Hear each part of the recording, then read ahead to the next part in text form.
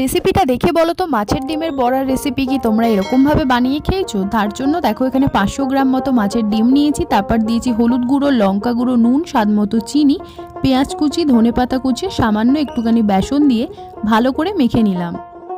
অন্যদিকে কড়া বসিয়ে তার মধ্যে সর্ষের তেল দিয়ে মাছের ডিমের বড়াগুলো কিন্তু আমি এইভাবে ভেজে নেব। মশলা বানানোর জন্য দেখো এখানে নিয়ে নিলাম রসুন কুচি, আদা কুচি, পেঁয়াজ কুচি, তার সাথে নিয়ে নিলাম হালকা একটু জিরে, 3-4টে মতো শুকনো লঙ্কা। ভালো করে একটা স্মুথ পেস্ট বানিয়ে নিলাম। আর মাছের ডিমের বড়াগুলো এইভাবে উল্টে পাল্টে কিন্তু লাল করে ভেজে নেব।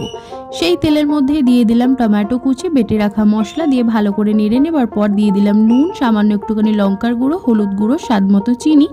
এবার আবারও ভালো করে নেড়ে নেবার পর ধনেপাতা কুচি দিয়ে দিলাম, ভেজে রাখা মাছের ডিম, সামান্য একটুখানি জল দিয়ে কিন্তু ভালো করে নেড়ে নেব। ফুটে আসলে কিন্তু তৈরি হয়ে যাবে লাল লাল কষা কষা মাছের ডিম। ভিডিওটা ভালো লাগলে লাইক করে দিও। বাই।